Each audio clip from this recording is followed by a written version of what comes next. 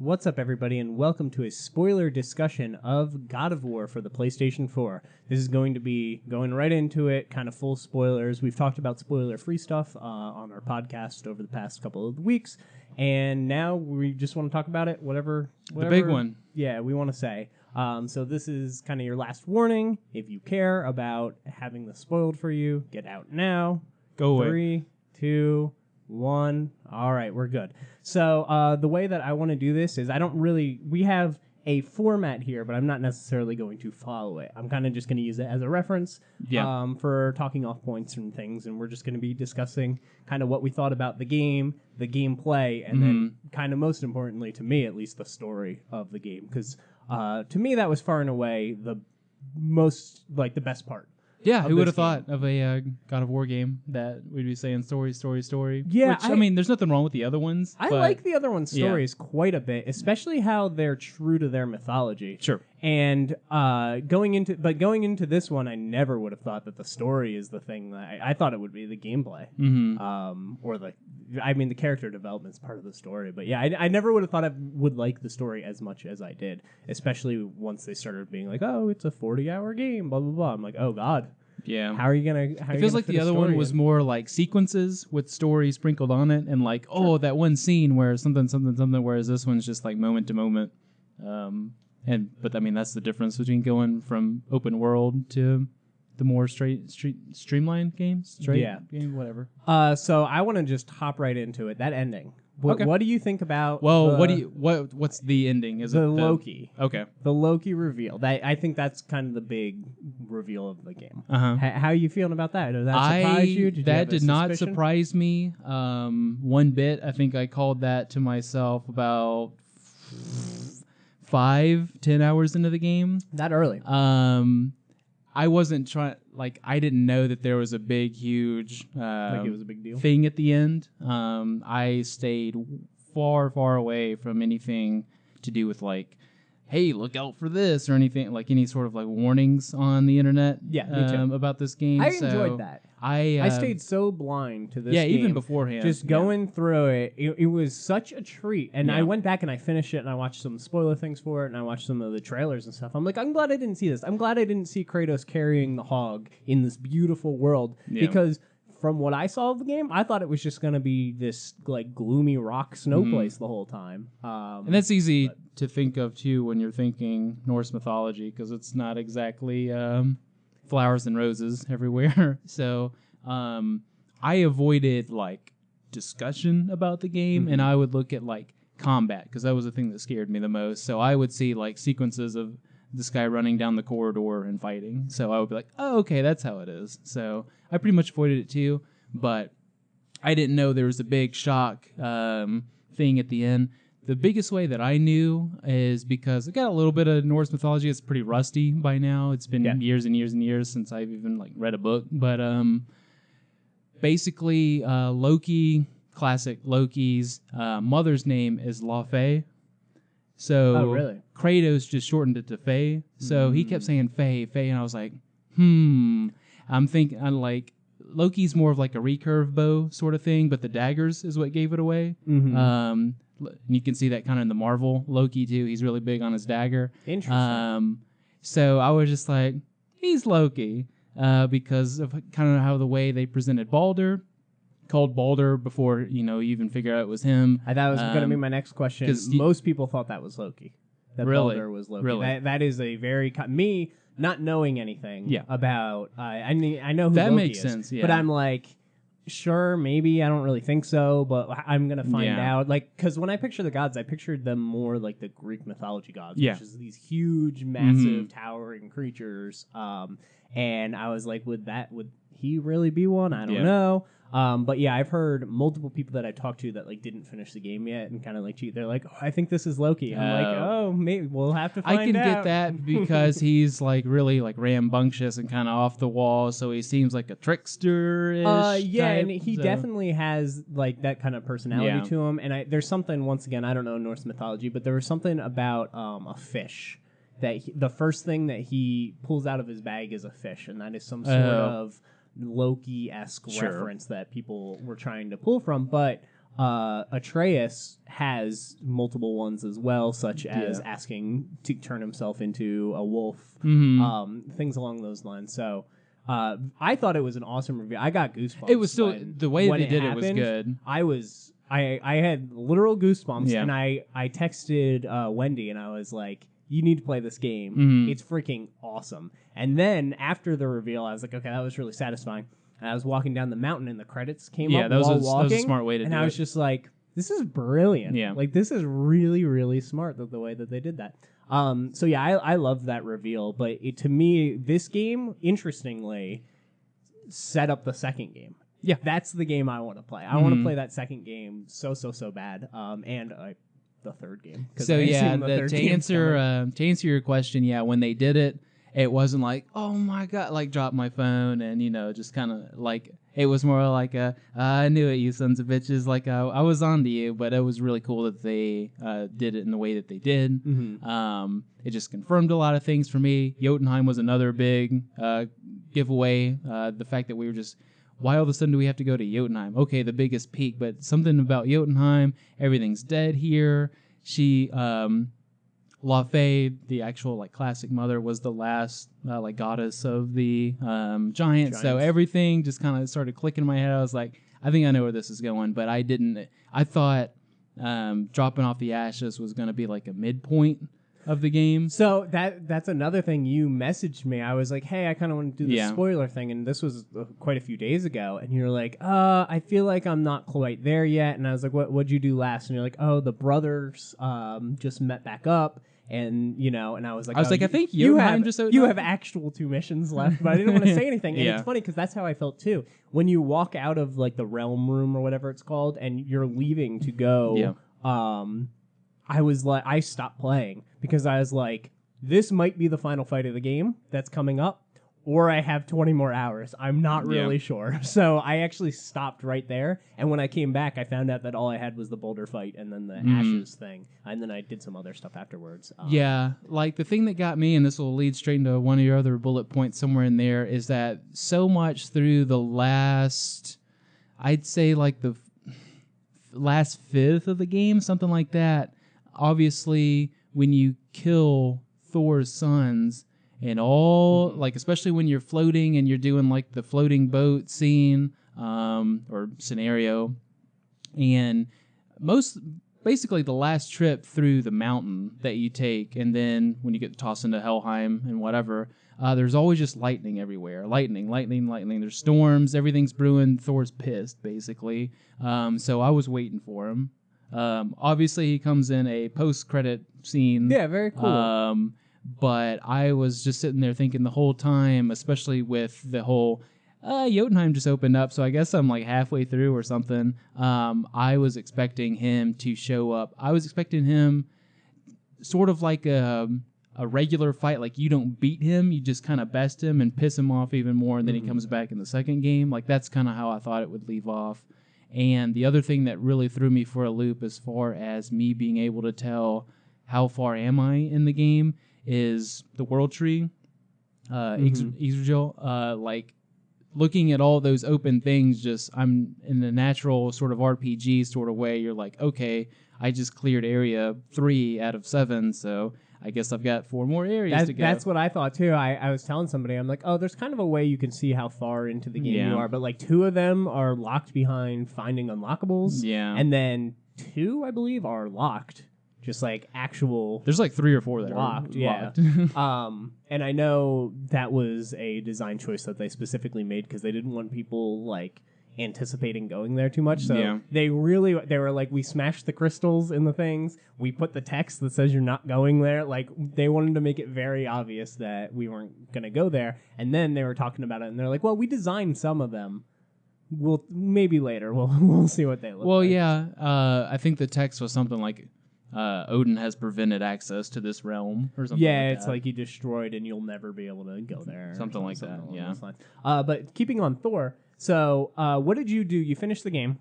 Yeah. You walk out of the world tree thing, and what do you do next? You're done with the game. What do you do? As soon as it ended, like credit scene, you're leaving Jotunheim, going back, picking up everyone's favorite talking head, and I immediately went back to the brothers to see if there was anything else that opened up, and then went back to Midgard and just went back to the house because they mentioned it twice. So Me too. unexpectedly ran into this credit scene, and I was just that is the one that made me like, throw my hands up and be like, oh my god. Not so much the Loki thing. I liked it.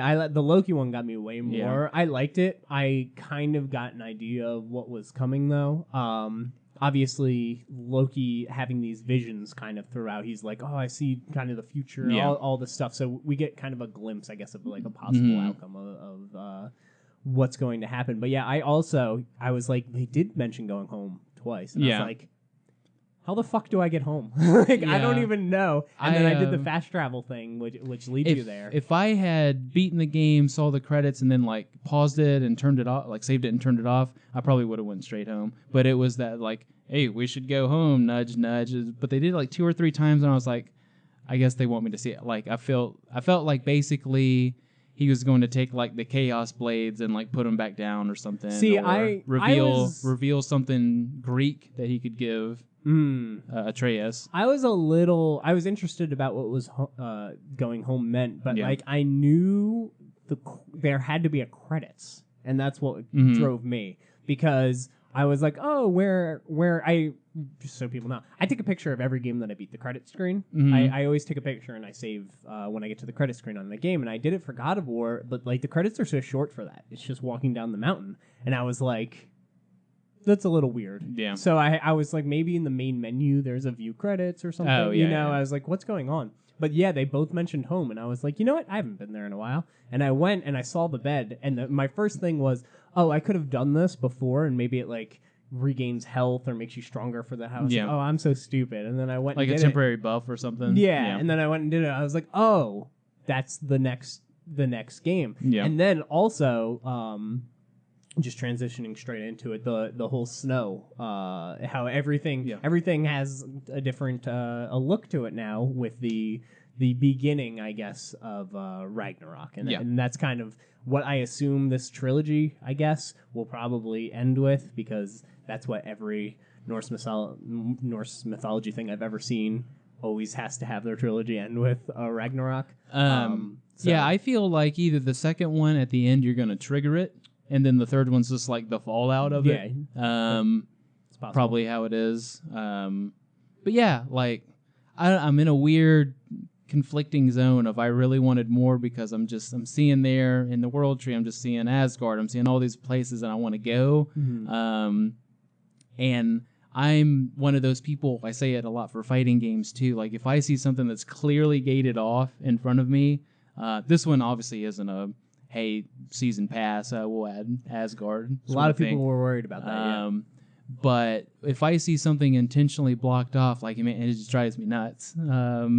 Whether it's a design choice like this one is, maybe a teaser for the future, or like I compared it to fighting games where it's just like, pay for this. It drives me nuts, because I look at it every single time I'm going to the other realms. Fighting games is the worst, where they have the character there and it's just locked. Like a silhouette. And like sometimes you do like versus computers, and it picks the character you can't play as. Like, screw you, game. But yeah, they made it very clear that there's not DLC planned for this game. Like they seem very honest about that. It seems like it's because there's another game planned for this game. And some of the stuff that they talked about, some of the content and things like that, the most interesting one to me was they talked about there's barely any HUD in this game, and you can actually shut it off. I don't know if you did that. I shut off my HUD. There's a mode that in the settings you can turn on called immersive mode, and it completely removes all the settings and the indications of attacks and stuff, and it feels a little bit more pure. The only thing I don't like about it is when you pick up items, it doesn't tell you what items you picked up. That was the problem, because I was like picking up the things out of like the chests, and it like wasn't telling me what they were, and I was like, I'm not a big fan of that. But they talked about that they wanted the upgrade system to the game, and apparently it's in the first trailer for it. I didn't go back and watch it, but they wanted the upgrade system for the game to be all in game too. They wanted no menus in the whole game. Okay. So they were trying to design a game where that one camera angle literally never gets blocked off. So the upgrade system was him like pulling out his axe and sitting down, and he'd literally do like manual upgrades to the axe, and you were just kind of controlling them and picking. Basically, the way the dwarves grabbed your weapon, they're like, here, throw me that, and then you throw it to them. They'd go. And throw it back at you and you just be walking but again. All of that, I guess, was supposed to be like a seamless upgrade system, and they were like, we couldn't get it to work because there was too much like RPG stuff that we needed to show the stats of and what they do. Just kind of an aside, but I thought that was really neat.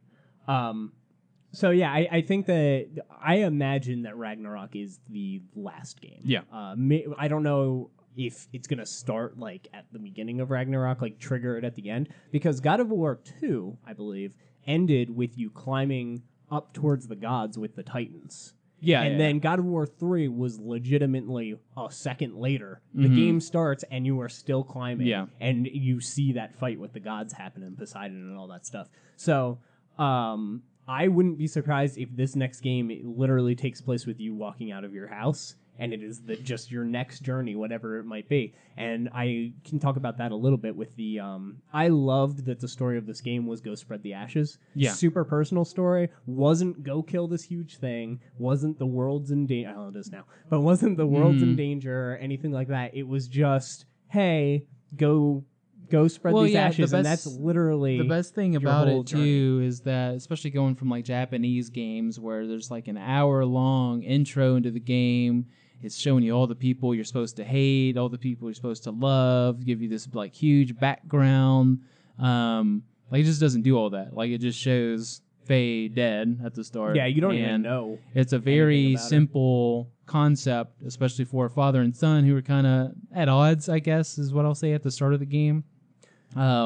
As far as, I mean, Atreus acts one way, Kratos acts a different way, and they're like almost polar opposites at the start, at least.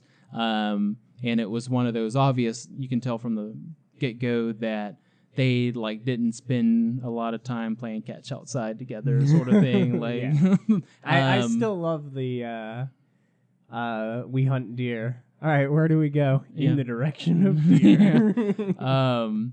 So I like that it was a very simple concept of just go spread the mother's ashes. Yeah, and the other thing on top of it that I really liked is it was so satisfying to complete that journey when you did it. And then we were leaving, and I was like, oh, now I can go do the side stuff and things, and it doesn't feel like, oh, you're taking away from the main quest when you're doing it, or if you did it in the middle of, like, your journey is just to do something personal for yourself. It's not to kill this worldly threat. So doing some side stuff doesn't feel bad. And honestly, at the end of the game, Kratos, I forget his line verbatim, but, you know, Atreus turns to him and says, you know, now we can go do those other things. And Kratos, instead of giving his usual, we're only doing this to get better equipment for our journey, like, you know, he's like more apt to saying, okay, we'll just go help them.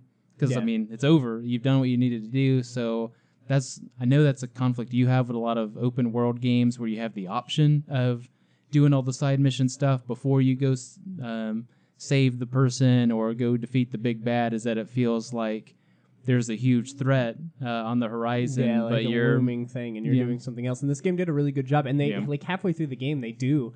Like, Atreus is like, hey, we can go speak to the witch or whatever it was, I forget. But then he's like, or maybe we can look around for a little bit. We have some time. Yeah. You know, like, they introduced the side quests into the story as it's just part of this world because, once again, it's not a looming threat. You're just going to do a little personal errand that is taking a very long time, and there's a lot of twists and turns because there's some smog in your way that you can't get by, and then there's this and that and the other thing.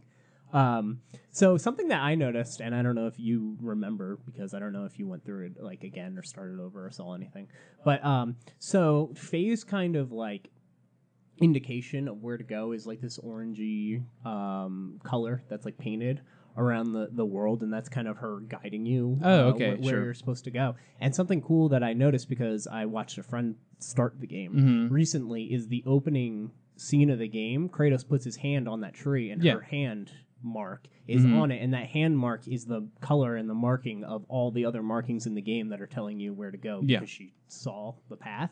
And I just thought that was really cool because it started in there like, oh, what's that hand marking? And I don't know, blah, blah, blah, blah. And I was just sitting there, I'm like, oh, that's kind of cool. It's indicating, that's her hand and that's her marking, and you're going to see it throughout the game, even though you might not even notice it. I just thought that was something neat that I saw when I was going through or watching a little bit I like more the fact that, you sort of mentioned it too, that all of the Greek gods were larger than life, as they should be.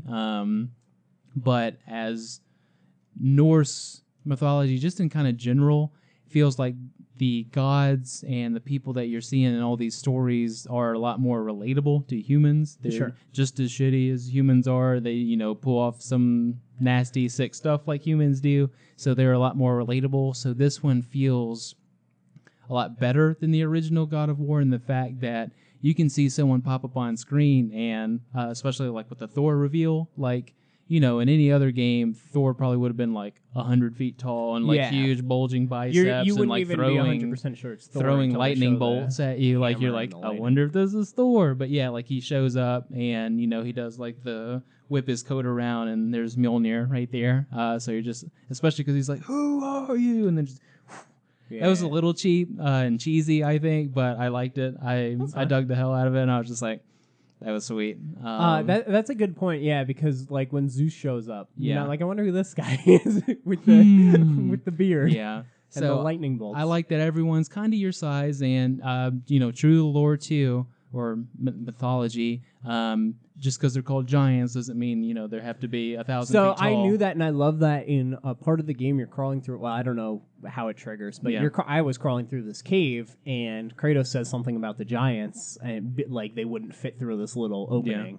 And Atreus starts laughing, and Kratos is like, "What?" And he's like, "Giants don't have to be big. That's just like a misconception people hear." And Kratos is like, "Oh, whatever, blah blah blah." blah. And it's just funny because he is, part giant, and he is crawling through this little thing. I thought that was great. So something else that I want to talk about, and I think this was a turning point because you got ahead of me for a little bit, and then I passed you because you left. Oh yeah, I left for a while. The Greek mythology stuff that just comes back. I thought that was awesome. So I partially expected it wasn't ruined for me, but I read a tweet before, like right when I started the game, that was spending so much time waiting for my old weapons or something like that was the tweet. Ooh, and I was like, that better not be about God of War. Yeah. You know what I mean? Like it just planted it a little bit in my brain, so I wasn't completely sidetracked by it, and I'm glad we didn't do it. The ESRB rating said you cut people in half with the Blades of Chaos as part of its rating thing, and I know the God of War team was pissed because it was supposed to be like a big reveal. So I'm glad I didn't read that. Also, the trophies, people were like, hey, there's spoilers in the trophies, don't read them. One of the trophies is obtain the Blades of Chaos and upgrade the Blades of Chaos. So that I'm also glad I didn't read any of that stuff. Once again, going into this game blind. But I thought that they were going to hint at the past, the Greek mythology, and they actually hinted at other mythologies too. There's some Egyptian mythology and stuff that was buried in some areas. And we'll get back to that, but that's probably one of my favorite parts of the game. That they open up the door, basically, to. But so this past that he has, this Greek mythology, I thought maybe they might reference it. He might be like, oh, I wasn't the best person. What did you do? Maybe he like explain, like little things. Yeah. Him looking at his scars was another one. Like I was like, oh, that was what I liked at the end of the game cool. too, where he finally takes his bandages off and is like, I've got nothing to. Yeah. And I was like, oh, those are cool little nods that they do. And then he says, like, oh, I have a weapon or something that'll deal with the people in Helheim or whatever. And I was like, he getting the blades? He getting the Blades of Chaos? And you do that super long walk back to your house to go get them.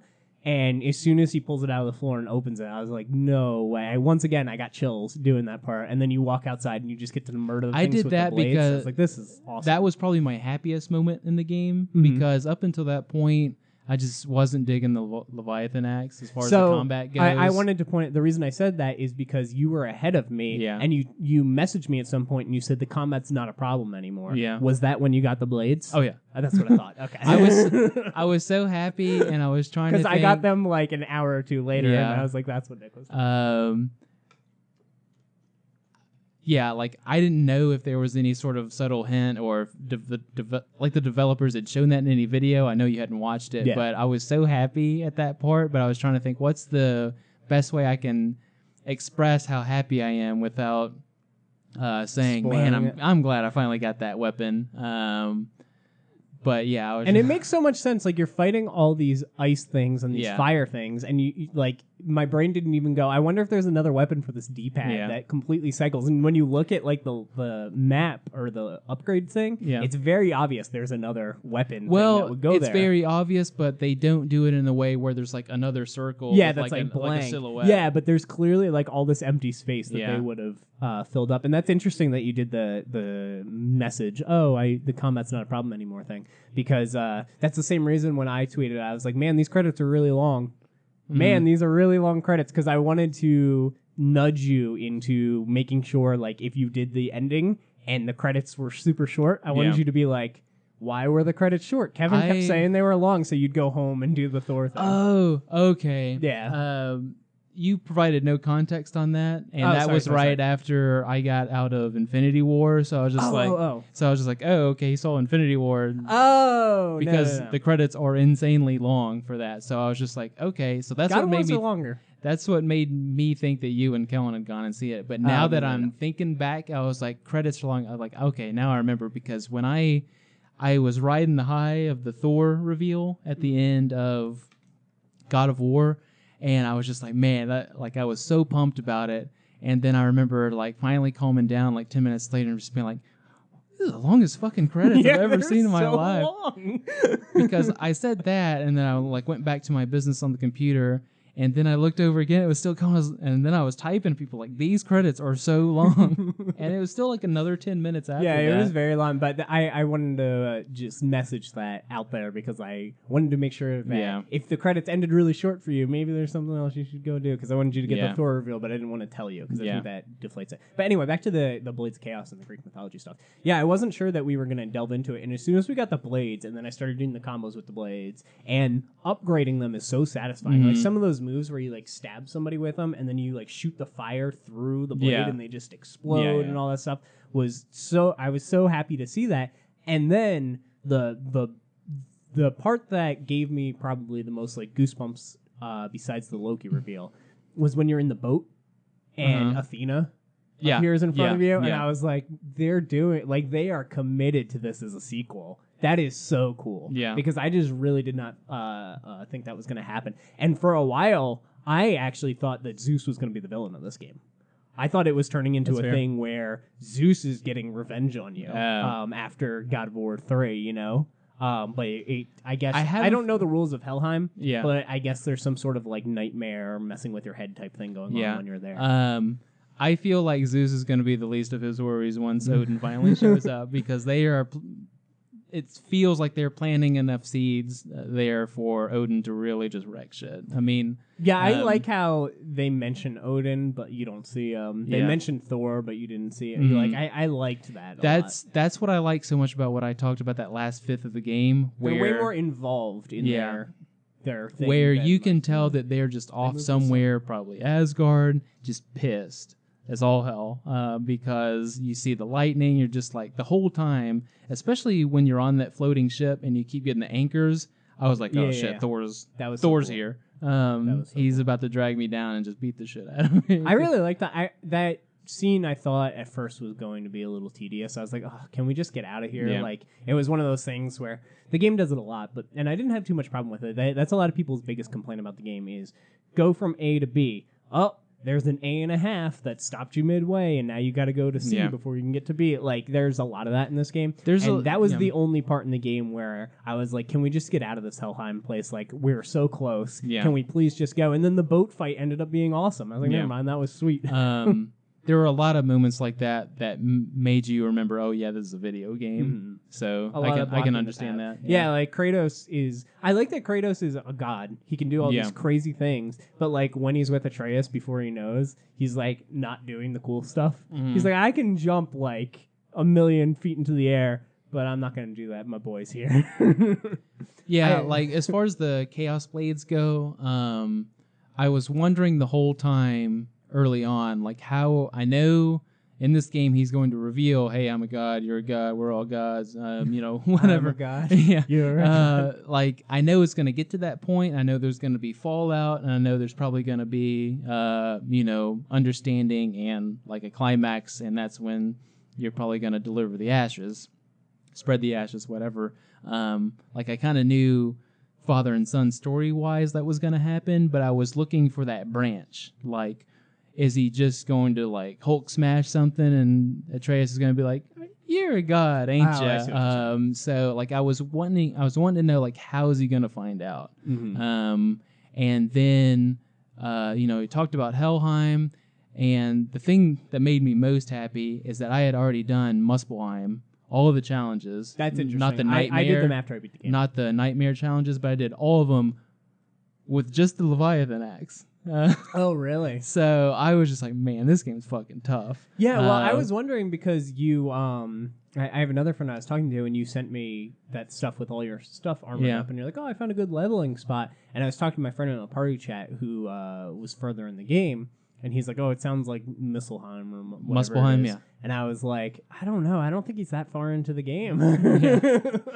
Oh, yeah. It took me probably 3 times as long as it ought to because there's a lot of ice enemies there. So my axe wasn't doing anything. Any of the challenges when I was doing them. So. Oh, it just took me a while. I'm sure. So I would just do barehanded or axe. That's where I learned to master combat was Muspelheim, no Chaos Blades. So when I finally got that, I felt like I was already on top of the world, and I got that, and I was just like, are you kidding me? I really could have used that 30 minutes ago. But yeah, I was so happy to get that because it finally felt like a complete like item set. Like I could switch to anything and it matched. And you can like combo with them a bit too, and mix them together. And there's a lot of interesting stuff there. Did you see the Infinity Gauntlet? I did in the game and the stuff like that. Like there's a lot of really cool combat nuances where also could have used that in Muspelheim. Yes, because you can just blow people off the edge of the cliff. Yeah. But there's a lot of like interesting combos and stuff in that game that they don't tell you really are combos. It's almost like a fighting game. It almost feels like a Tekken where you're juggling characters and you need to learn, does this move's wind up take too long, or can I hit them and then switch to this move and it keeps them going? Like, and I actually think that that's really interesting. I have 2 more like major kind of spoilery things I want to talk about, and then we can open it up to just gameplay and stuff like that. I do want to say audio. When the God of War theme played for the first time in full swing, I was so happy. Right after the first fight, basically. Like it's just like doom, like the original God of War theme. Before that, it'd been playing it, but like it was like a weird version. But it played like the classic theme at one point, and that's before you got your blades and stuff. And I think it's when he's telling when Atreus is sick, maybe or something, and he's talking to what's the witch's name? Freya. And she's like, oh, you're a god, blah, blah, blah. And he's like alluding that he's going to go get the blades. And I think the camera's kind of panning and it's playing the original theme. And that's when I was like, oh, they're doing this. That was kind of the beginning of it. But the score in general in this game is just incredible. We'll talk about that more in a little bit. So the next thing I want to talk about is the boulder fight. All of them were great, but the last one in particular. One, what a cool way to end a game not on a boss fight. I've been very, very vocal about not liking boss fights to end games unless it makes sense, really. And it's rare that it does make sense. I think it is really cool that you do the boss fight and then you finish your journey and there's no like fight at the end of the journey or anything. Like you did the fight, and I thought that was really cool. Yeah, and I was so tense during Jotunheim because I was expecting, you see the soft credits, I guess I'll call them. I was expecting you to finally get down to that like last door, and you start to like slowly open it, and then something just rips it off, and there you are in the middle of a fight. Yeah. Like that would have made sense to me. That didn't happen. But I really like the boulder fight. I love the Freya speech That was probably the best like dialogue in the game. That whole section between Kratos and Atreus and "Would you die for me?" and all this stuff, where she likes Kratos, like they were friends. Like I don't know if you want to say friends, but they were partners. And then Boulder dies, and she just gives this very nuanced, hate-filled speech that's like, oh, something bad's gonna happen in the future because of this. And I thought that particular speech basically she gave was so good. Super paraphrased, it was just like, I'm gonna rain down every sort of like curse upon you. I'm gonna parade your body through the streets, sort of thing. It felt like a very like witch, like a curse. She's so cool. What a cool character. She's really cool. I don't know if she's my favorite character. She's definitely. I really liked Hermes in God of War 3. That's fair. I thought he was really cool. I like Kratos in this one a whole lot. I really like Atreus. I thought he was great. And I really liked her.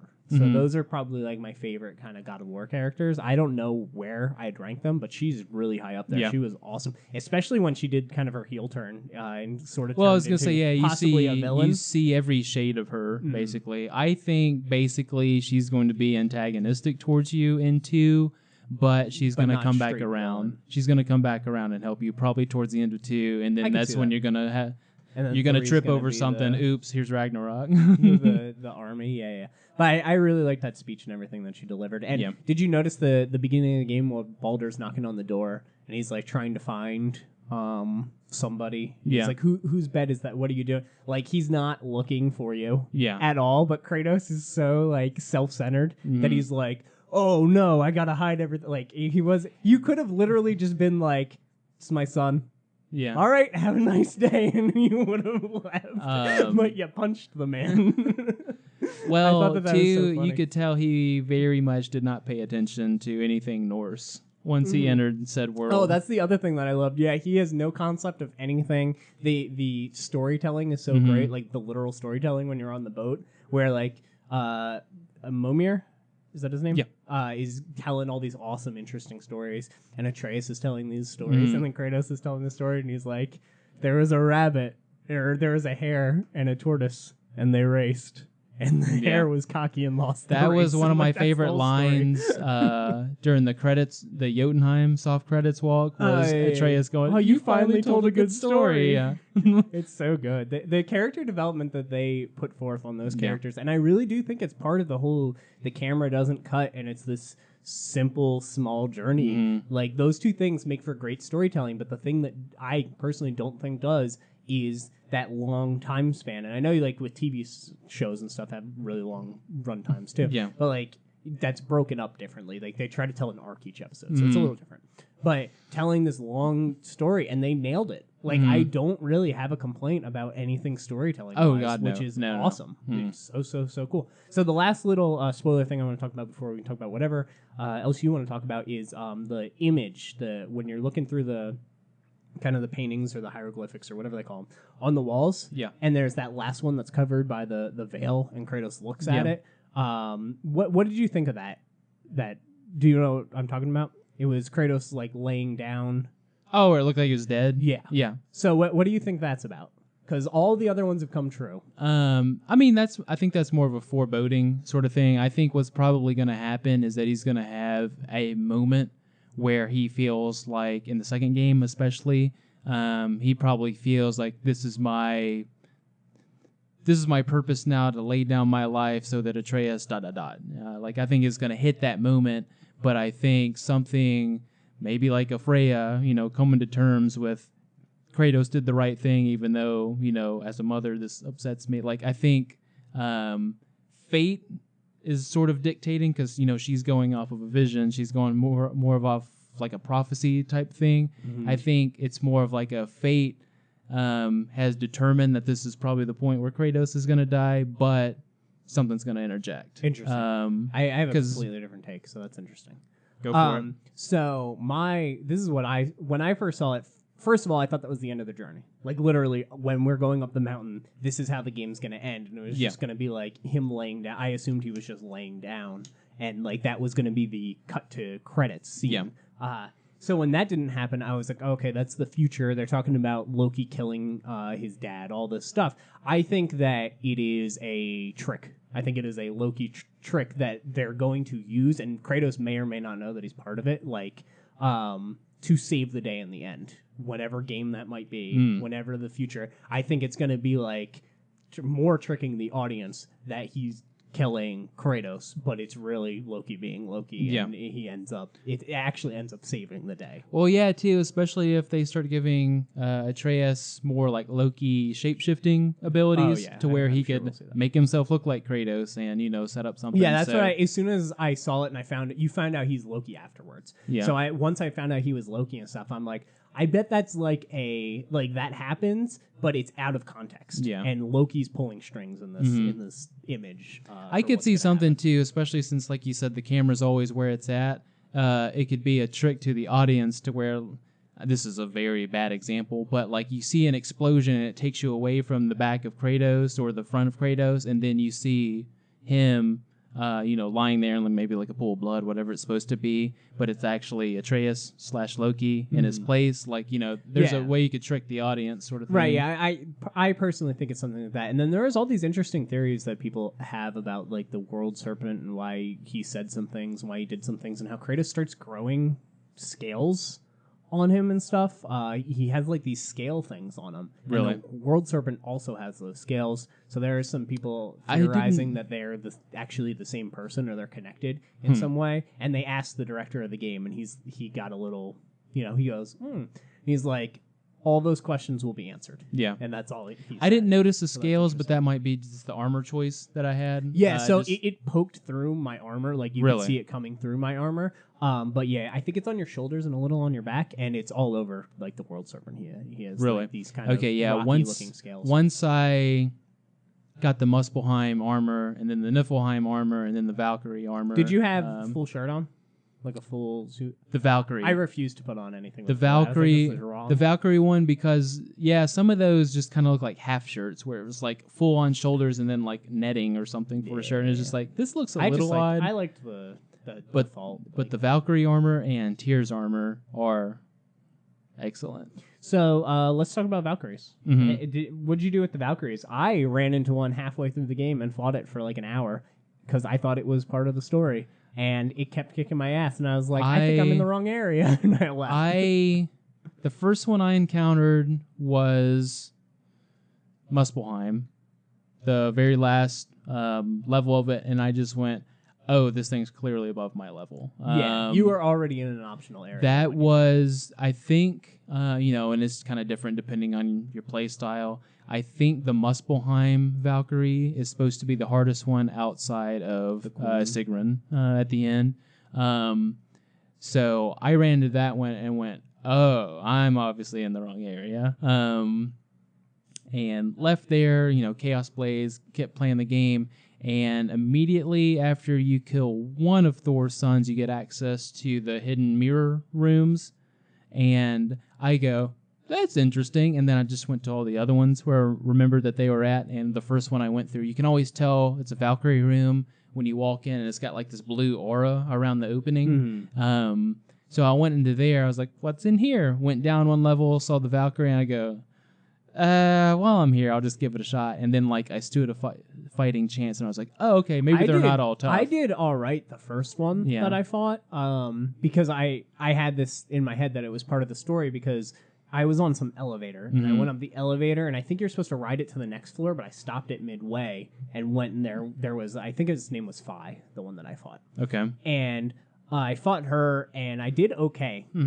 Totally fine. But then after the second fight, when I realized it was an optional fight, I just couldn't even get into the fight anymore. I was like, this is way above my payload. Like, I had a better shot the first time, but yeah, she'd just like fly down and then blind me and do the thing where there's darkness everywhere and you can't see anything. And I'm like, gosh, I can't play with the screen off. So I went, once I beat the Thor's son, the first instance of fighting them, and then went down and found my own Valkyrie that wasn't on Muspelheim. I think I defeated 3 pretty easily, and then I kept playing the game, and then I was like, oh yeah, more Valkyries, and then I went and beat 2 more. And you had really good armor, though. Yeah, I had really good armor. I had level 3 armor up until I beat the game. I think I died to them about 2 or 3 times, and at least for the regular Valkyries, all of them have 5 attacks, something like that. So I kind of slapped myself around. I was like, okay, here we go. I don't like losing to these things, so I'm going to learn their attacks. Okay, I learned it, and now I'm going to beat you, sort of thing. And yeah, I had crazy armor stats through the roof, like 300,000 XP left over. Like I had leveled up that everything. was something else. I didn't level anything up until a certain point. And up until I got the blades. That's when I was interested, because I got the blades and I was like, now I don't know what to upgrade. Yeah. Because am I going to lose these blades? Am I going to... I didn't think about that. Atreus was out because he was sick. And I'm like, is Atreus done for the game? Like, who do I level up here? And I went into the pause menu, and I had enough to level up actual everything. Yeah. And I was like, oh, I guess I should just level everything the up. XP is kind of pointless, I think, in the game. In the beginning, it's a little rough. And then it's like...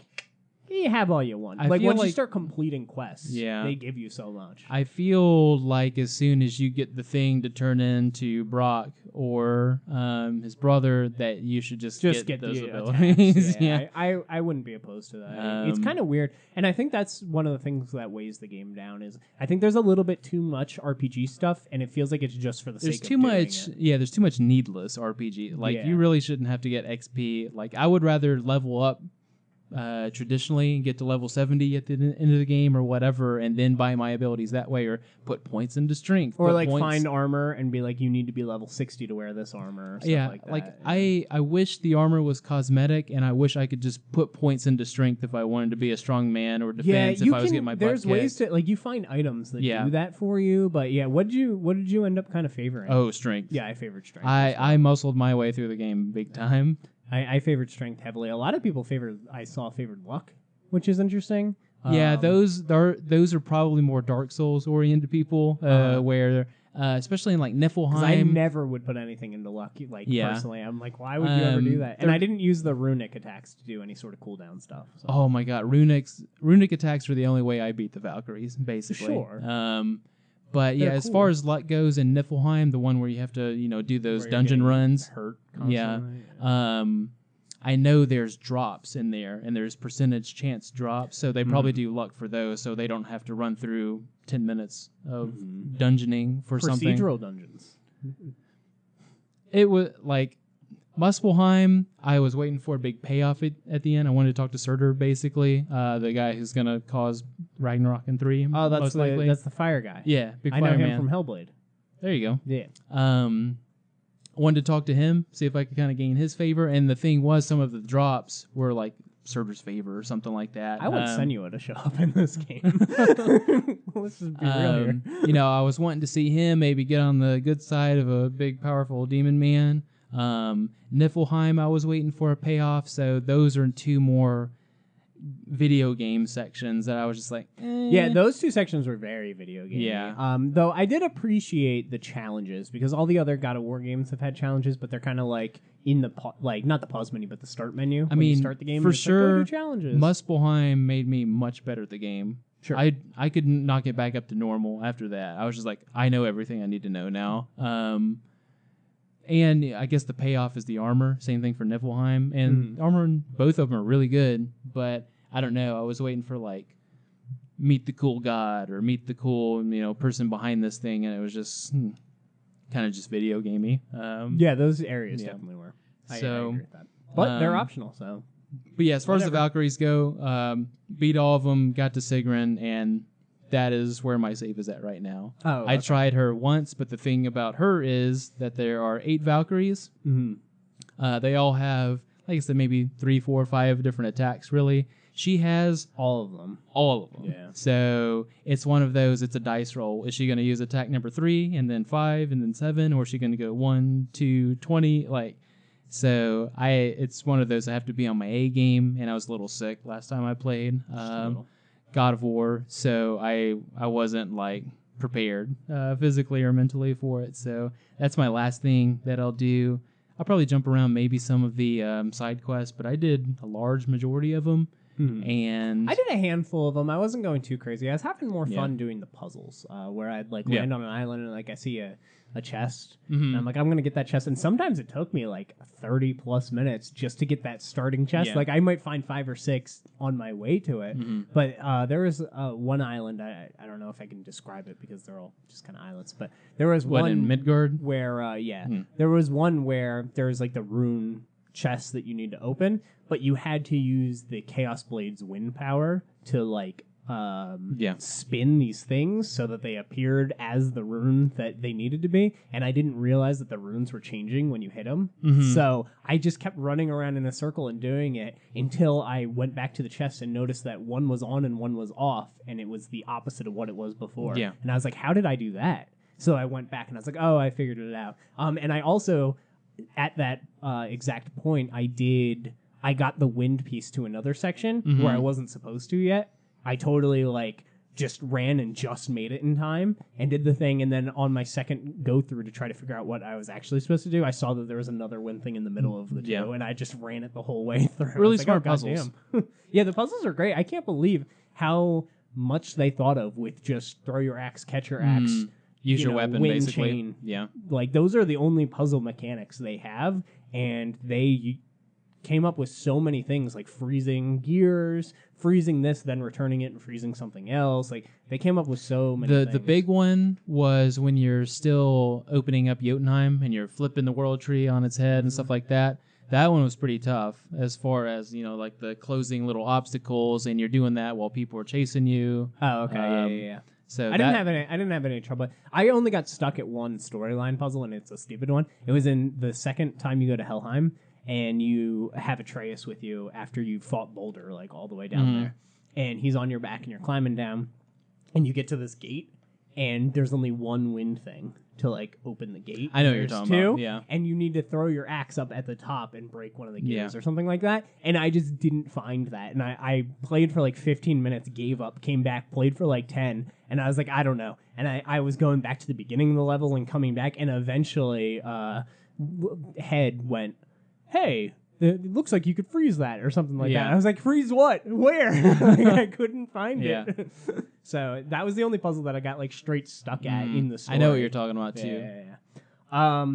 Yeah, anything else that you want to bring up and talk about, we can do. I do want to give a special mention to the score of this. The fact that it is all one camera, with no cut, but they're able to ramp up and down the score when necessary, change the music, blend the music when necessary, depending on what areas you're going to, when it's all seamless like that, is just super impressive. And then not to mention that the score is one of the best scores I've heard in a video game in a very long time. Yeah, it's real meaty too, and it really matches. I know you didn't play Skyrim too much, but like that sort of Nordic theme is like really like high like bass tones and like chanting and stuff like that, and they had that. They had a lot of that. So, and they also had the Greek music mixed in too, and it worked. They did a really, really good job. But I just don't know, like the fact that they're able to do these calms and then these highs, but it's all one transition. And I know I mentioned it to you while I was playing, but I jacked the absolute hell up out of the volume in this game. So when that big troll shows up, or maybe the fight between you and Baldur and Freya's kind of interfering, like it was just like it was rumbling, and that's kind of the feeling. Like I could have put headphones on, but it doesn't simulate like room shaking sort of thing that you want when boulders are getting dropped at you, and you're seeing a big giant right there, especially when you're dropping the giant's hammer down to crack the floor to go underneath. That felt awesome. Part was cool. To do that, especially the payoff at the end. So yeah, like audio was a big thing for me, and I agree with the score. I think I listen to it on Spotify once a week now. Yeah, they added it to Spotify a little bit afterwards. Cool. So it's nice to have that kind of going too. Makes your work days feel a little more epic, I guess. Have that going. My big things, I guess, were the story themes. We already talked about spreading the mother's ashes, but I really liked him being Kratos, him in the game. I liked his whole like wanting to stay under the radar, obviously because of his past. I don't want to just go into a new realm and just start fighting gods right off the bat because he's got his son there. Yeah, he's laying low.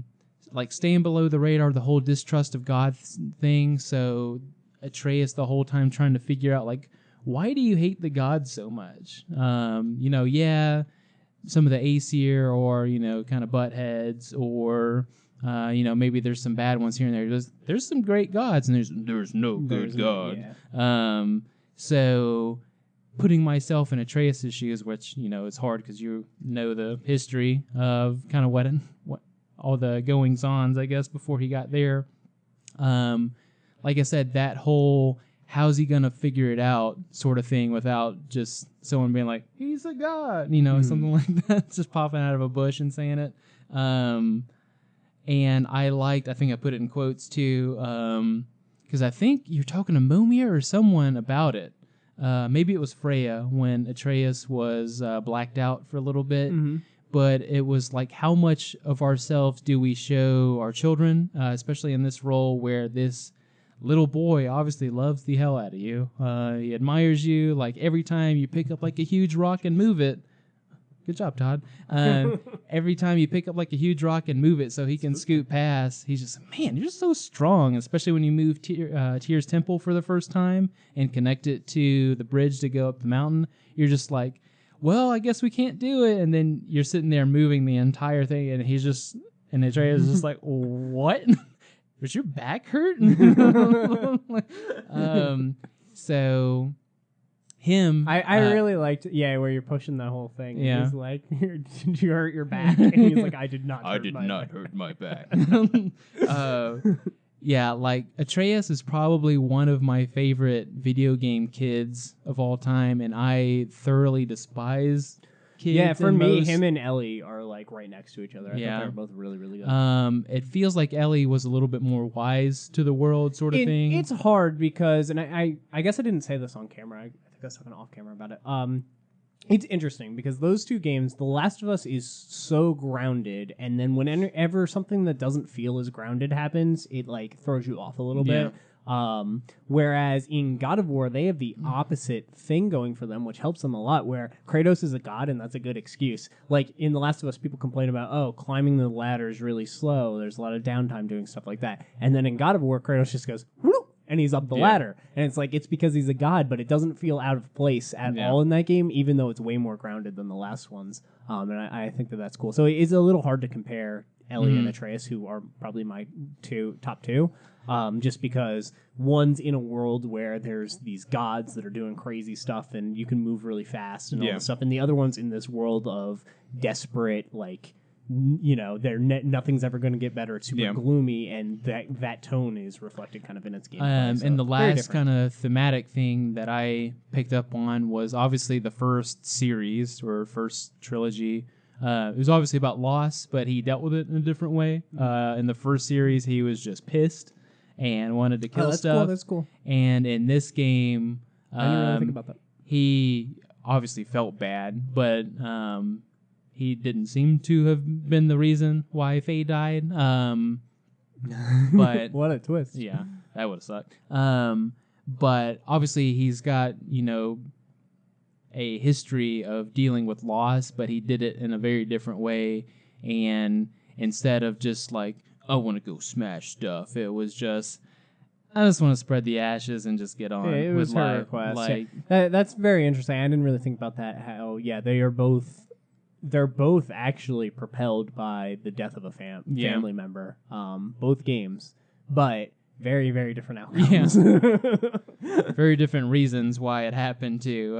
The first series was more of a, man, I really screwed up. And this one was just like, I just want to put it past me. I just want to go back to my little hut and raise boy. Yeah, I actually really liked the subtle dialogue stuff with the boy. Yeah. How he calls him boy. When he's in trouble, he calls him Atreus. And he calls him son once in a while when he's kind of proud. Called him son at the end. I think that's cool. Yeah. I thought that was a neat way to do it. Yeah, and like when I watched the ending again before we started filming, so it was kind of fresh in my brain. Like when they're walking down the hill at the end, Kratos has his hand on his shoulder and stuff. You're becoming a better daddy. Well, yeah, that too. And right before you walk up like the last set of steps, he was like, you carry mom. basically. Yeah. Always talk like he's a Neanderthal. Yeah. But, he sort of talks like that Yeah. to some degree. Did you have issues with the canoeing sections at all in this game? issues as far as like the control of it? No, issues as in like you didn't like them. I didn't like how much the dialogue was attached to it. In the fact that if you get on the boat, well, that's Momir line number 2. And same thing with the fast travel world, the realm between realms. That was my other question. Is that you will not get that dialogue until you open up the door to do this, or until you get on the canoe to go do this. And it felt like it was canned, like it was just waiting for you to activate it rather than just naturally popping up. Interesting. Whereas there's a lot of dialogue in the game that just naturally popped up, like especially when you're coming back from like a world for the first time, and it's talking like, oh man, that Surtur from Muspelheim the first time you're coming back, or when you finally unlock a level at like Jotunheim or something like that, and they're talking about some of the stuff in there, like that felt natural, but it was just like, oh, we're in the boat now, let me tell you a story, blah, blah, blah, blah. And then you get off, like if you get off mid-story, like if you dock, you'll be like, oh, we'll save it for another time. Yeah, Kratos would be like, stories are for the boat. Yeah. Caveman. So, yeah, it wasn't bad, per se. Like, it wasn't totally off-putting, but it felt more video gamey once again, where it was just like, quiet, going down the steps. Oh, I hit X to get on the boat. It's story time. Like, why weren't they naturally talking before that? And then the conversation like carried over into the boat, sort of thing. But that's only for areas like side quests, and when you're not. Yeah, see, as somebody who didn't do any side quests, I did some, but didn't do that many. I had no problem. I actually really liked the boat, and I listened to a whole bunch of developer stuff after I beat the game because I didn't know anybody else that beat it at the time, and I needed to hear something. I was like, oh, somebody talk about this game. And they were talking about how they had the boat, and almost all of the development team hated the boat. None of them liked it, and the head was like, we're keeping in the boat, we're going to fix it, we're going to make this work. Like, this is very important to the transitions and the storytelling of the world. And then all these people are like, man, I love these stories that they tell on the boat. And he's like, yes. Like, that was one of our biggest worries that we did. And then, the other big complaint that I see, besides the boat, people complain about the boat, is the fast travel system. People hate the fast travel system. It's butts. Oh, really? I love it. It's terrible. What's wrong with it? It just feel like, you have to, it's that downtime of waiting for the door to pop up. You can tell that it's loading an area. Oh, okay. See, and it feels the gamey. door popping up, I don't like, but I like that you have to walk to the area. That I think that's fine. so cool. It's and I knew that area was going to be an actual area in the game because there's interactable stuff in there already from the start. So I was like, oh, this is like a realm. Like, this is something we're going to do. Realm between realms. Once I saw the world tree, I knew that would sort of happen, that there's going to be like a space in between that you're going to probably access some of these things. It wasn't so much the area. The area was fine. It looked cool. It actually looked a lot like Marvel's kind of realm between realms, so it actually, like, a lot of people are probably used to seeing that sort of stuff from the movies. But it made sense to have connecting points, and that's fine, instead of just the traditional hit button and then it shows a loading screen and then you're there. Like, that's fine. It's the fact that, you have to wait for the door to pop up. The gate, I guess, to pop up, and then that's like 30 seconds, and then you're in the realm, and then you're running around. You have to wait for the story to end, and then the door pops up. You can stay still, and the door will pop up in front of you, but it just felt not fast. Obviously, I know that they have to load areas in that point when you're skipping around that fast. I like the fact that you couldn't just go from Midgard door to Muspelheim door. Like, you had to turn the world tree. You had to, do the mechanisms. That part I didn't mind, but yeah, it was just a little, like, slow. So I would rather just have the point and click and instant transport there, or what? Like, I don't know. It was really just a little slow, but it's not like a game breaking thing. Yeah, I agree with the door materializing. I thought that once in a while it took too long, especially when you did it by accident. I don't know if you ever did it by accident. Well, where you're just like walking by and you hit like circle or whatever it is, and then he's doing like well, the my cutscene to do thing it. I'm like, no, I don't want to do that. With save points in general, this might be a Witcher thing. This might be like an Oblivion's Skyrim sort of thing.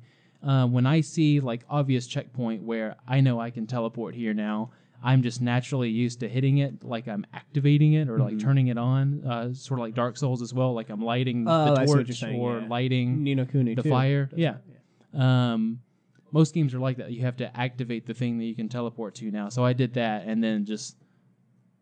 it was like, okay. I couldn't break myself out of that habit, even though I knew as soon as I see it, I can teleport here. So, yeah. That probably would have taken those two things would have probably taken some points off, but like it wouldn't go from game of the year to not just because of those two things, I think. Gotcha. I'm out of things that I really want to talk about, except for maybe a closing. So if there's anything else you want to throw out there. The other big part I really, really, really liked was Tyr. I really liked his story. I really liked the way you saw different perspectives of him. You saw perspectives from like Odin's side. Man, I just hate this guy. He's ruining all my chances to get into Jotunheim, prevent Ragnarok. Everyone loves him, not me. He's got all this knowledge I don't have. You see him from the side of the people that just worshipped him. Obviously, some of those things were kind of hidden away, and he had to go find him. Everyone loved the guy. It was cool to go through his temple, unlock all of his little secrets. His puzzle was really cool. How you're getting, I guess, the crystal rune or something out of the middle, but you had to go through all these different areas to do it. You had to climb up and eventually unlock it. His temple was really awesome. I really like the fact that he seems to be the key to how we're eventually going to go to Egypt maybe, or see some Roman stuff or whatever. Like, I like the fact that he opens up all this possibility just for them, just dropping that little bit of information in the fact, you see that one tapestry that has the Omega symbol. You see, I guess, a little pharaoh's eye. There's probably more on there. I like the fact that they set themselves up now to make like 8 more games. It's so cool because they can do it, and I wouldn't be bored of it. Like at least as of right now, they can do it, and it already makes sense because this guy opened. They found a way to make a reboot that is a sequel that isn't offensive to either. Yeah, and that is really, really, really cool. Because I don't think anybody else like every other think about like the Ghostbusters 20 whatever the heck that was. Yeah. Like that tried to be a reboot sequel. Yeah, people didn't like that very much. So it's interesting that they were able to kind of pull off the reboot sequel thing because it's tricky. Yeah, for the most, it was just all story elements, character stuff like that. I really liked Freya, really liked Baldur. I really liked Baldur. At first, he was just felt like an annoying drunk. Yeah, that's what I got from him too. But those were some of the best parts. Idiot, and then it turned into a Superman fight. Right? But when you're climbing up the mountain for the first time, you can kind of hear some of his actual complaints. You can kind of understand where he's coming from, and then especially in Helheim, you can sit there for 5 to 10 minutes and just really, you can look at him, the nightmares as you call it, in Helheim, how it replayed his thing with Freya, his little spat, I guess, and that made you go this is actually a pretty deep character and not just some whiny. He was good, and I like that he was the villain, but he wasn't really your villain. He was just kind of. And I really like the fact that you find out he wasn't even after you or Atreus the whole time. So conceited. But I liked Kratos grabbing him at the end and just going we got to change the way this stuff goes. Steven Seagal's him right there, and then it's over. For me, just as kind of final thoughts for this, I think this game is incredible. I think every PS4 owner needs to, buy it and play it for sure. I'm very excited for this trilogy. The only thing I'm worried about is it going too big. Yeah. But I thought they went really big with God of War 3 in kind of a different way, and it worked out really well for them. So I trust the studio, Santa Monica, to be able to do that. I'm excited to see their little interjections of the other mythologies and everything into it, where Loki's story is going, all of that. I do think that this is a pretty revolutionary game, specifically with the way that the storytelling and the pacing and the camera work with it. I think it is a lot of people compare it to Resident Evil 4, and I just think it's so ironic that I beat Resident Evil 4 and then the next day started this game, like, because I never beat Resident Evil 4, and how that changed the action, third person kind of over the shoulder action genre, and people saying this game changes that genre again, like this is the next shift in that, and I do actually believe that's where we are. I think any third person action game that's coming out in the next 2 years is in trouble, because God of War is going to make them look bad, and then the ones that come out 3 years from now, I think are going to be very heavily influenced by God of War. I got a lot of, I know you haven't played the series yet, but I'm sure you've seen it in motion. I got a lot of Gears of War vibes from this game. From the weight? From the weight of it, just like the big bulkiness of Kratos, and sort of the way the puzzles, I mean, obviously you use guns and stuff like that in Gears, but just like the point A to point B stuff, obviously you didn't hold A to sprint or something and see Kratos turtle down. I mean, and it's run. not a cover shooter. Yeah. So, but I felt like Gears of War. It's not a shooter in any way. 5. Yeah, that's the next one. 5. Really needs to take a look at some of the things in this game, the things that they can apply to a shooter, or the non-combat scenes, and use that. They can definitely steal the camera from it and use that as the story. For sure. I feel like that'd be really cool. I feel like they kind of did, but there's way too many cutscenes in Gears where it pans out and then you're just seeing a game being played, or a scene being played out. I guess is a better way of saying it. The big thing that I was doing a lot, and I hate being the guys like, well, this game's better. In comparing something while you're playing it instead of just enjoying it. I got a lot of Witcher vibes from this, in the fact that just kind of the way you're running through the world, kind of what you're after. I mean, there's obviously different goals in both games. There's different stories. They almost couldn't be more different.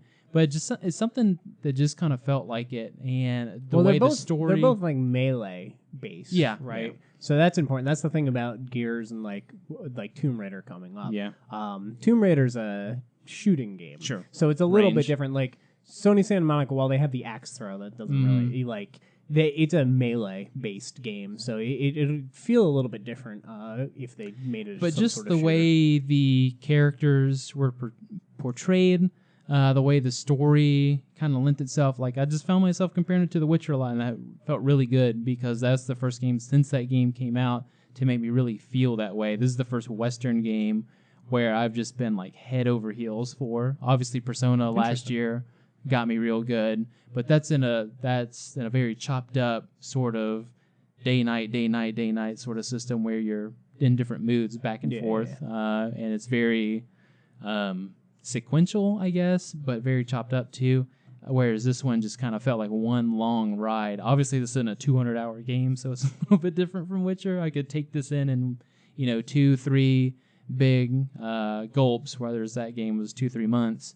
But I found myself comparing it to a lot for good reasons. Like, it made me feel like the way The Witcher made me feel playing through open areas, playing through like I'm going to encounter enemies now, playing through, okay, here's some really good, meaty story moments that are just going to naturally happen instead of just like...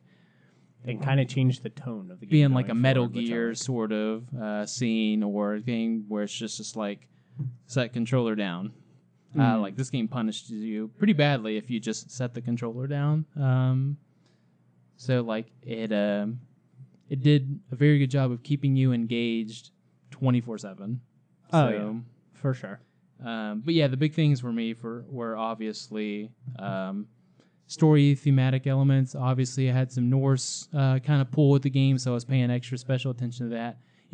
Treat my baby with care sort of feeling going in, because I didn't think of this group being, Santa Monica Studios. I didn't think of them as like BioWare level storytellers or whatever company floats your boat, Naughty Dog. I didn't think of them as masterful storytellers, but I knew they were good video game makers, developers. So, I was just like, do I want the action heavy guys to make my Norse game? But, I'll give you guys a chance. And I got no complaints. Yeah, in they that did department. a really good job.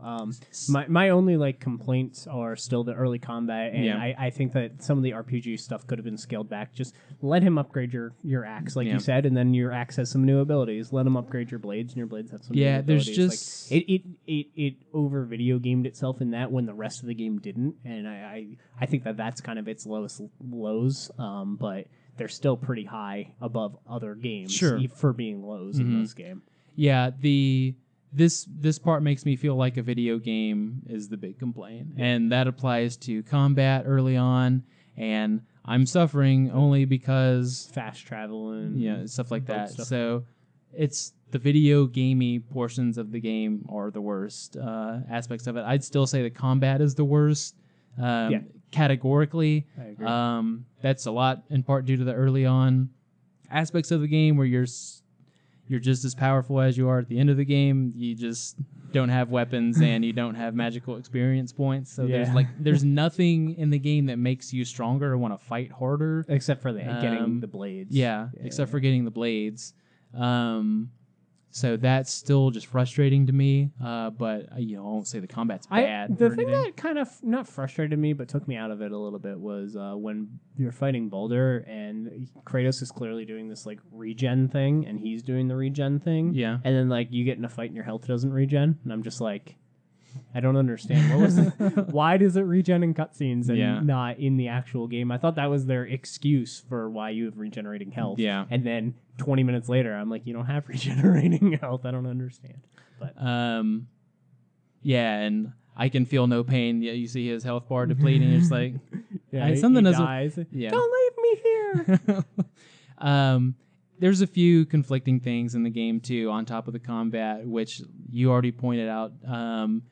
This game wants to keep your attention. It wants you to keep going. It doesn't want you to break that. Aside from maybe pausing the game because you got to go pee or something, it doesn't want to break that immersion of you following him around. I wanted to stop. And it was all of a sudden, you should probably level up. You should buy some stuff. You should sell some stuff. Hey, you should really pick up those items. I don't know. That sort of stuff is contradictory to each other, so I hope they clear some of that stuff out and realize they don't need the deep RPG system. Yeah. They can make it work and streamline it naturally to just be like, I defeated this really powerful enemy. Oh, this thing, or like maybe Brock shows up behind you. He's like, oh, let me see that. Ting, and then he's it's like, just I know what this is. This allows you to do that. Yeah. And then the other thing. So I hope there's more of just a natural flow to things, and I really don't want to hit pause in the next game. And if it does pause, I want it to like pause the screen, sort of like pausing a cutscene. I want it to be like that, where it kind of just grays it out and stops the action, so you don't just get like randomly attacked or something. Yeah. But I don't want to be in menus the next game. Yeah. Well, I think pause, like it should just be like an actual pause. Like pause. Do you want to change your control options? You want to invert your camera? Yeah. You want to do that? You know what I mean? And do you want to load to the last checkpoint? And then there's no actual like menu though. In the next game, I don't want to look at a map. The map was pretty weird. It was very static, and it was like tilted. But I was trying to figure out like, is this the way I got a canoe to get to the place? I don't think I looked at the map. I don't want to look at the map. I don't want to pause for every single like new item I pick up. I want the armor to be cosmetic. Give him a fucking helmet. He looks so weird. Like just bulky armor and then like just big shiny bald head. Not that I can talk, but like it just looks weird because you just have like awesome, like sweet looking armor, Norse armor, I didn't like wearing and the then armor. just like pale bald guy with a red streak and a big beard. You're just like, something doesn't look right here. So give him a helmet or something. Let Atreus get classed up a little bit rather than just swapping between Cut some colors. red, blue, purple. It was really cool that he was wearing Kratos' Greek like sash or whatever. Oh, really? Yeah. I didn't know. It was like kind of folded up and more like a belt for him, but that's cool at least. But make the armor cosmetic so you don't have to go, oh, well, I really need those gauntlets for strength. And like when you're thinking that much, like you're not playing the game at that point. That's like fair. when you're number crunching, you don't want to number crunch in this game. Like just get rid of that stuff altogether. I agree. It felt like it was just stuff that they were like, ooh, we want to make all these cool armors and cool things, but we don't know how to implement them into the story of it. Let's just make it all side stuff that they can And find. if you're not going to make it cosmetic, just be like, this armor set gives you flame resistance. So, when you go to Muspelheim, I might want to equip the big thing that gives me flame resistance or ice resistance or something. Not, this one gives you a little bit More of luck like, and you can do this like Breath ability. of the Wild kind of did that. Like the armors weren't like, but they had, you can walk near fire with this armor, and you can go in the cold with this armor. Honestly, not that I'm the biggest Breath of the Wild fan ever, but they need to mimic some things in that game. I actually think that that's a good little combination they could do. They could, that'd be an awesome game. Combining those two. Get on it, Nintendo. Call up Sony. Get on it, but let Sony make it. You can don't just put it be on advisors. the Switch because that'll blow it up. But yeah, closing thoughts for the game. It's definitely masterful. Like I would put it in a very, very small tier. Interesting. In recent years worth of games, we've had some really good games. 2017 was the magical year, just chock full of good games. So is this your game of the year so far? So far, yeah. Yeah. Okay. I really dig Ni no Kuni 2. I really dig it. That's but curious. that one is more of a, kind of like an everyone sort of game. Nice and sweet and, innocent, whereas this one, not so much. This one's pretty gruesome, pretty down to earth, even though it's high fantasy as far as North goes, and you're talking to a big snake who just says one-syllable words and whatever. And burps and swallows you and all that stuff. Being inside of World Snake was actually really awesome. Yeah. World Serpent. That was a really cool moment too. It's a lot But of fun. closing thoughts is like it is a fantastic game that's just weighed down by all the just stupid stuff that is just unnecessary. Like that's the thing at the end of the day is that all of my complaints are just unnecessary items. They could have just given you awesome Leviathan Axe stuff at the beginning and not made you wait 10 hours to finally do like this stance change where you can unlock so many good things all of a sudden. I didn't realize how good barehanded attacks were at the start of the game either until Muspelheim. Once again, that was my break Forced you to moment. do In the next game, I want to be in the game more and out of it. But I mean, that's more of a Breath of the Wild thing too. As I felt like I was in the menus more, but this game goes way above and beyond menu time as far as that comparison goes. Yeah, even when you get something, it's not like, do you want to equip it? It's like, do you want to go to a menu? Yeah, do you want to see it in the no. menu? And it sucks because you pick up like new abilities a lot. Yeah. And it's just like, do you want to equip it? It's just like, maybe. I guess I'll go to the menu and watch him do it. And it's like, that's really cool, actually. I will equip it. Or, nah, I like the thing I do already.